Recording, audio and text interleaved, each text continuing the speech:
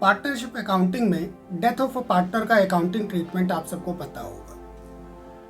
Partner की death होती तो उसके एग्जीक्यूटर को शेयर ऑफ प्रॉफिट कितना मिलना है, इस पे आज हम लोग डिस्कस करेंगे आज के इस क्लास में, क्योंकि बोर्ड एग्जाम्स में रेगुलर बेसिस पे इस पे क्वेश्चन पुटअप होता है जिसमें आपसे पूछा जाता है कि disease partner share of profit calculate कर दो और उसकी जर्नल एंट्री सिंपली पास करके बता दो।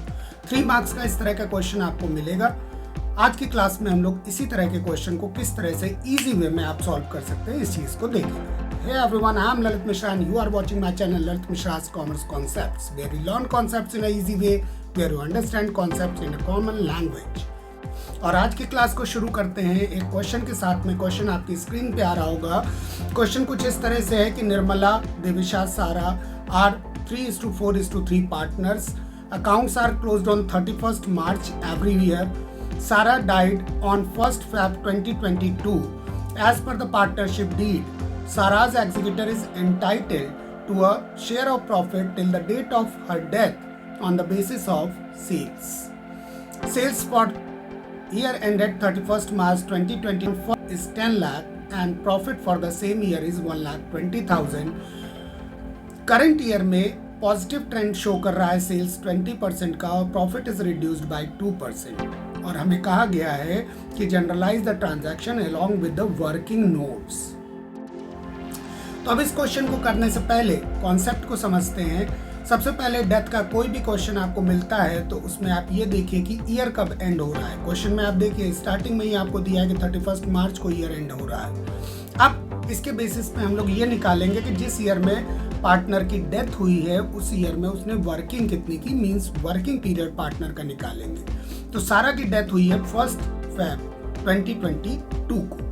तो ऐसे में हम लोग मंथ काउंट करेंगे तो टोटल मंथ्स आएंगे। फेब नहीं लेना है क्योंकि 1 Feb को डेथ हो गई, तो फेब और मार्च छोड़ दें तो टोटल 10 मंथ्स आएंगे अप्रैल से लेके और जैन तक आप कैलकुलेट करेंगे। तो वर्किंग पीरियड हो गया 10/12। पहला काम ये करके अलग कर लो।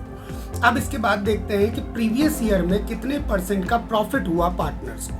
तो प्रीवियस ईयर में हम देखें तो प्रीवियस ईयर का प्रॉफिट हमें दिया है 1,20,000 और सेल्स है 10 लाख। तो 1 लाख प्रॉफिट अपॉन सेल्स इन 200 करके आप रेट ऑफ प्रॉफिट निकालेंगे। तो 1,20,000 अपॉन 10 लाख इन 200 करेंगे, 12% हमारा प्रीवियस ईयर प्रॉफिट आ जाएगा। अब बात करते हैं करंट ईयर की, जिस ईयर में पार्टनर की डेथ हुई है उस ईयर में सेल्स कितनी होगी। तो कह रहे हैं सेल्स में 20% का इंक्रीज हुआ है। ट्रेंड पॉजिटिव ट्रेंड शो कर रहा है, इंक्रीज हुआ है, प्लस कर देंगे। सेल्स लास्ट ईयर की है 10 लाख, उसमें 20% प्लस कर दो तो हो जाएगा 12 लाख। तो करंट ईयर में आपको सेल्स लेनी है 12 लाख। और प्रॉफिट के लिए कह रहे हैं कि प्रॉफिट में 2% का रिडक्शन देखने को मिला। तो प्रीवियस ईयर प्रॉफिट हम लोगों ने कैलकुलेट किया था 12%, उसमें से 2% हटा दो तो इस साल में प्रॉफिट का ट्रेंड जो है दैट इज 10%। अब आप सब लोग समझदार हो, अगर करंट ईयर की सेल्स है 12 लाख और प्रॉफिट परसेंट 10% है तो प्रॉफिट कितना होगा 1,20,000। ये हमारा 1 ईयर का प्रॉफिट हो गया। अब शेयर ऑफ प्रॉफिट के लिए हम लोग फॉर्मूला अप्लाई करेंगे, basis of profit into share of disease partner into working period upon 12, क्योंकि पूरे साल का प्रॉफिट है तो उसको हमें वर्किंग पीरियड से इनटू करना होगा। तो अब इसके बेसिस पे फॉर्मूले के बेसिस पे हम लोग कैलकुलेट करें तो 1,20,000 इनटू सारा का शेयर अगर हम लोग देखें तो that is 3/10। So 1,20,000 into 3/10 into working period आया था 10/12। अब इसको हम लोग कैलकुलेट करेंगे और बेसिस ऑफ प्रॉफिट हम लोग निकाल लेंगे।